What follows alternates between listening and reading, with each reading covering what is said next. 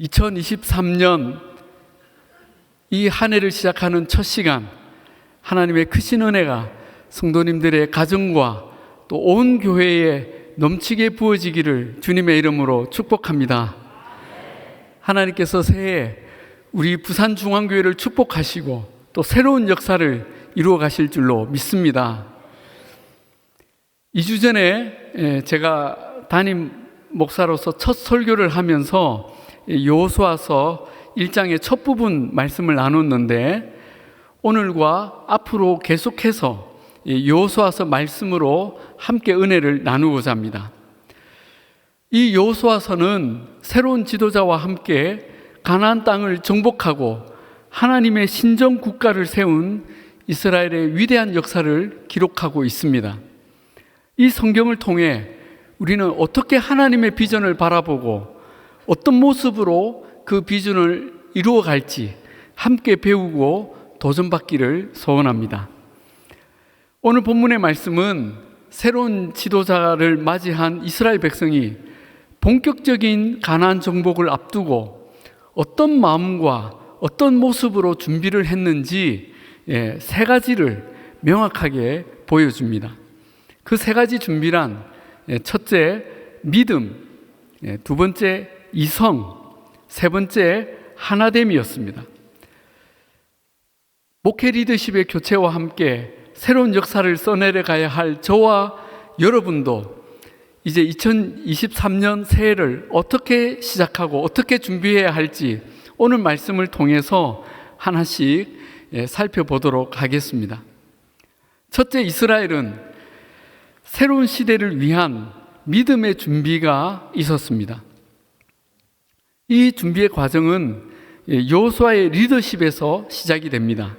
10절에 이에 여호수아가 그 백성의 관리들에게 명령하여 이르되 라고 기록합니다. 자, 여기 이에는 어떤 말씀에 대한 응답입니까? 바로 이 앞에 9절까지의 말씀인데, 모세 이후 이스라엘을 향한 하나님의 변함없는 부르심과 비전, 그리고 여호수아에게 강하고 담대하라는 세 번의 격려와 약속이었습니다. 여러분 기억하시죠? 여호수아는 이 하나님의 말씀들이 선포될 때 어떤 질문이나 토도 달지 않았습니다. 그리고 10절에 이해가 나오는 것입니다. 여호수아는 즉시 그 말씀에 대한 응답을 보입니다. 무엇입니까? 백성들의 지도자들을 모으고 우리가 이제 가나안에 들어가서 그 땅을 차지할 것이라는 비전의 선포였습니다. 여러분, 이 장면에서 우리는 여호수아의 어떤 면모를 보게 됩니까? 그는 하나님의 말씀에 믿음으로 결론을 내렸고 조금의 의심도 없이 즉각 순종한 것입니다. 자신은 여전히 부족하고 연약하지만 하나님께서 한 번 말씀하셨으니 더 이상의 갈등이나 고민은 없다는 것입니다. 특히 여호수아는 백성의 모든 지도자들을 모아 명령했다고 기록합니다. 그는 지도자들을 모아놓고 회의하지 않았습니다. 토론이나 설득하지도 않았습니다. 여러분, 하나님께서 저를 세우시고 가나안을 정복하라고 하셨는데 어떻게 하면 좋을까요? 언제 하면 좋을까요? 가능성은 있을까요? 물어보지 않았습니다. 그냥 명령했습니다. 3일 안에 요단을 건너 가나안 땅을 정복하러 갈 터이니 양식을 준비하라. 명령은 아주 짧고 명확했습니다. 이 명령을 지도자들은 다시 백성들에게 다니며 전달해야 했습니다. 이 과정에서 여호수아는 사람들의 의견이나 토론이 개입할 여지를 두지 않았습니다. 어찌 보면 시작부터 아주 일방적인 것처럼 보일 수 있습니다. 그러나 여호수아가 전한 명령은 자신의 것이 아니라 하나님의 명령이었습니다. 만약에 여호수아가 관리들을 모아서 회의를 했다면 어떻게 됐겠습니까? 아마 그 회의는 분명 회의적으로 끝났을 것입니다. 과거에 12 정탐꾼 보고 해 때에 사람들이 아우성을 쳤던 것처럼 백성들은 큰 혼란에 빠졌을 것입니다. 심지어 여호수아를 끌어내리자는 소리까지 나왔을 것입니다. 여호수아는 하나님의 뜻이 인간의 회의와 토론으로 평가되거나 약화되는 것을 원하지 않았습니다. 그는 하나님의 말씀이라면 그 권위와 신실함을 절대적으로 믿었습니다. 마치 예수님께 나온 백부장처럼 주여 저희 집에 오실 필요도 없습니다. 말씀만 하옵소서. 그러면 제 종이 낫겠나이다 한 것과 같습니다. 하나님의 말씀의 권위를 믿은 것이죠. 여러분, 우리는 하나님의 말씀에 그저 믿고 순종할 뿐입니다. 아멘이십니까? 하나님께서 말씀으로 그 뜻을 분명하게 전달하셨다면 결론이 난 것입니다. 더 이상 사람의 판단과 의견보다 믿음의 순종이 있을 뿐입니다. 새해 2023년에 하나님께서 우리에게 주시는 말씀에 오직 믿음으로 받고 순종하는 저와 여러분이 다 되시기를 주님의 이름으로 축복합니다. 이것이 하나님의 새로운 역사를 위한 이스라엘의 첫 번째 준비였습니다. 자, 두 번째로 이스라엘은 새 시대를 위한 이성적인 준비가 있었습니다. 여호수아는 명령을 내려서 백성의 관리들이 온 백성에게 두루다니며 명령을 전하게 합니다. 자, 그런데 그 내용이 무엇입니까? 자, 11절에 양식을 준비하라. 그리고 두 번째, 사흘 안에 요단을 건널 것이다.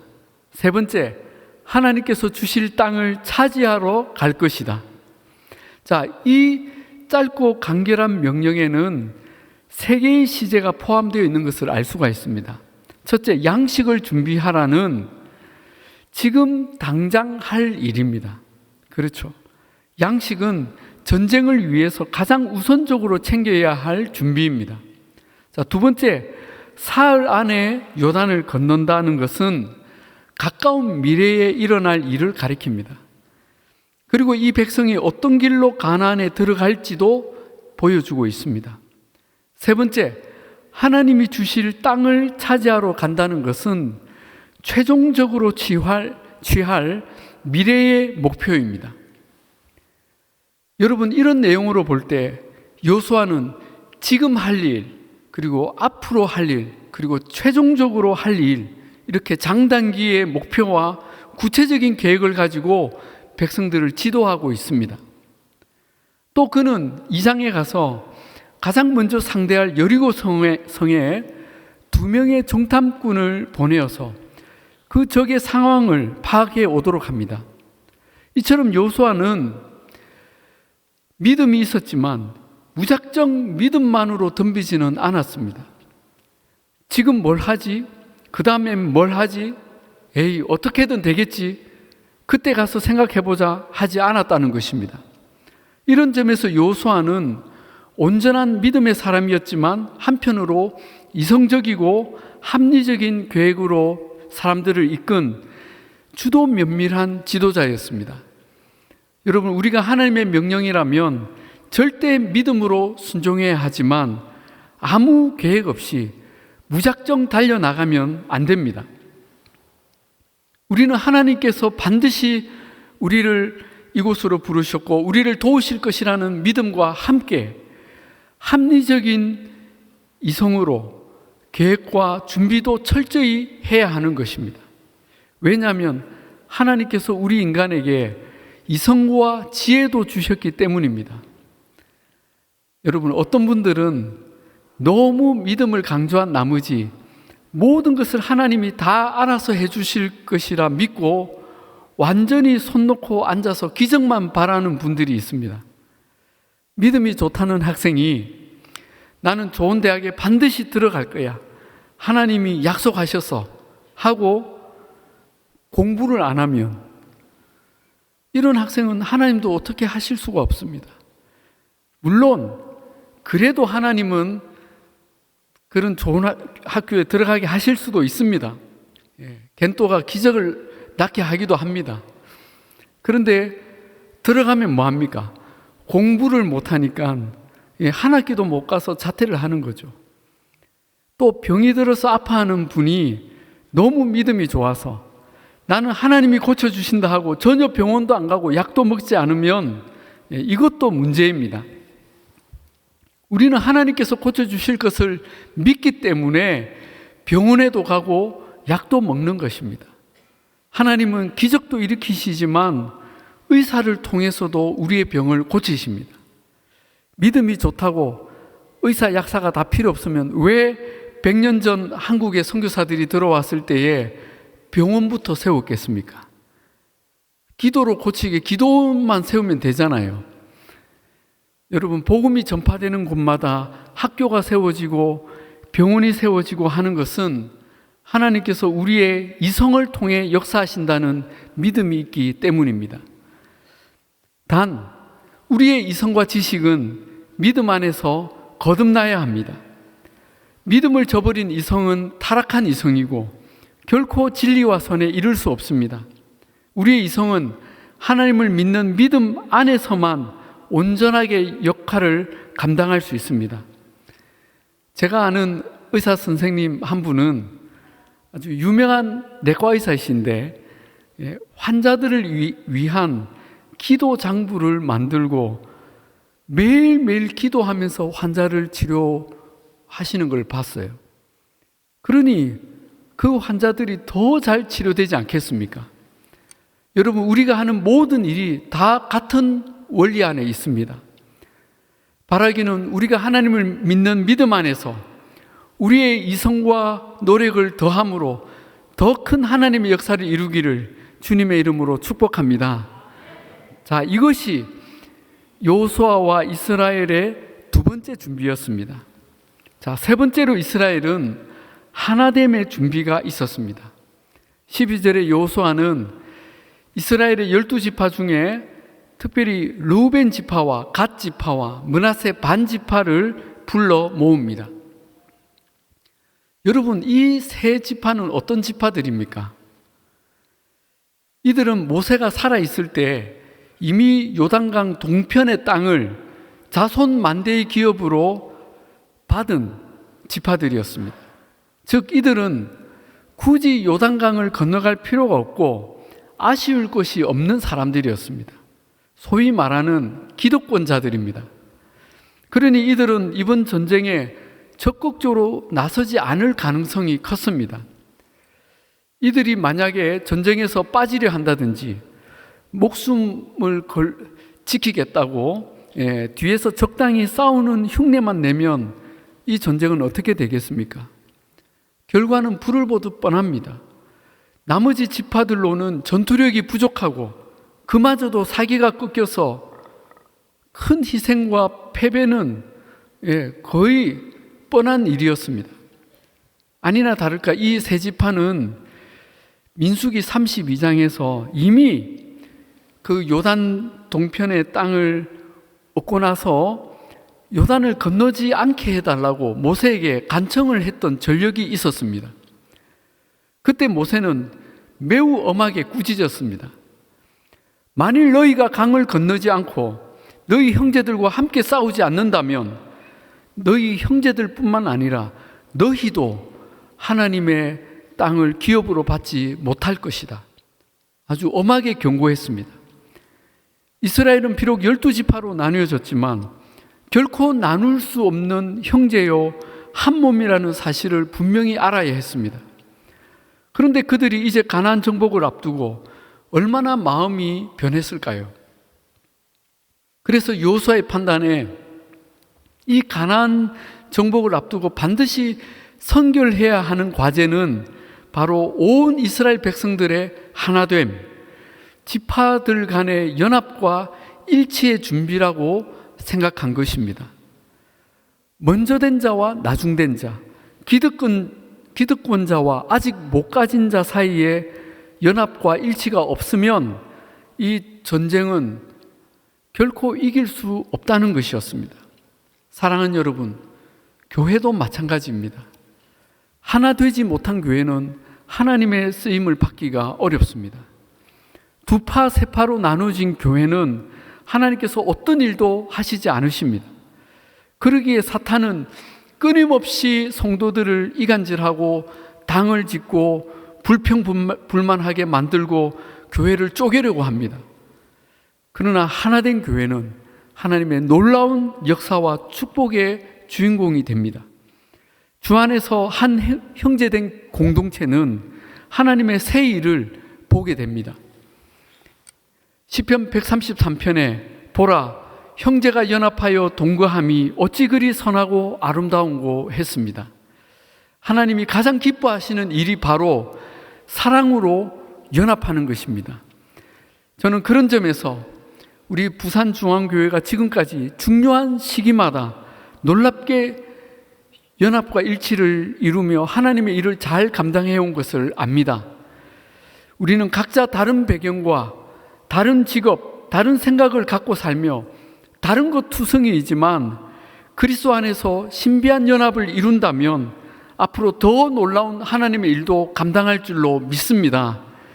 이런 연합을 이루려면 먼저 된 자와 나중된 자, 기득권자와 아직 못 가진 자 중에 어느 한쪽이 자기의 것을 내려놓고 하나가 되어야 합니다. 그렇다면 누가 내려놓아야 하겠습니까? 바로 먼저 된 자, 가진 자가 자기의 것을 내려놓고 겸손히 섬길 때에 비로소 연합이 시작되는 것입니다. 그래서 여호수아는 이스라엘 공동체 연합을 위해 이 먼저 땅을 분배받은 세 지파를 불러 모았습니다. 그리고 모세가 명령했던 말을 다시 전합니다. 13절부터 15절까지의 내용인데 풀이하면 이렇습니다. 하나님의 약속대로 너희에게 이 땅을 반드시 주겠다. 그러나 먼저 너희 중에 모든 남자는 이 전쟁에 참여해야 한다. 그것도 나머지 형제 지파들보다 먼저 강을 건너고 전쟁에서도 가장 선두에 서서 싸워야 한다. 그래서 너희 형제 지파들이 안식할 땅을 다 차지하게 되면 그때 너희는 이곳으로 돌아와서 이 땅의 주인이 될 것이다. 여러분, 여기서 여호수아의 리더십이 드러나고 있습니다. 그는 이 갈등을 해결할 수 있는 아주 지혜로운 명령을 내린 것입니다. 생각해 보십시오. 이들이 자기와 상관없는 형제들의 땅을 위해서 맨 앞에 서서 목숨을 걸고 싸운다면 정작 싸워야 할 나머지 지파들은 마음이 어떻겠습니까? 우리는 정말 한 몸의 공동체이구나 하는 뜨거운 마음으로 더 목숨 걸고 싸우지 않겠습니까? 자, 그런데 여호수아의 이 명령에 대한 세 지파의 반응이 어떠합니까? 얼마 전 최현범 목사님께서 이 본문으로 말씀을 전하셔서 아마 기억하실 것입니다. 16절부터 18절까지 우리가 한 목소리로 한번 같이 읽겠습니다. 시작. 그들이 여호수아에게 대답하여 이르되 당신이 우리에게 명령하신 것은 우리가 다 행할 것이요 당신이 우리를 보내시는 곳에는 우리가 가리이다. 우리는 범사의 모세에게 순종한 것 같이 당신에게 순종하려니와 오직 당신의 하나님 여호와께서 모세와 함께 계시던 것 같이 당신과 함께 계시기를 원하나이다. 누구든지 당신의 명령을 거역하며 당신의 말씀을 순종하지 아니하는 자는 죽임을 당하리니 오직 강하고 담대하소서. 아멘. 아멘. 얼마나 감동적입니까? 이스라엘의 연합과 일치는 이 세 지파의 결단과 헌신을 통해 그 문이 열렸습니다. 이제 이스라엘은 하나님의 새로운 역사를 감당할 만반의 준비를 갖춘 것입니다. 가장 까다로울 것이라고 여겼던 이 세 지파가 모든 지휘권을 여호수아에게 맡겼습니다. 당신이 명령하시는 대로 우리가 다 행할 것입니다. 당신이 보내는 곳이면 우리가 무조건 가겠습니다. 우리는 모세에게 했듯이 당신에게 순종하겠습니다.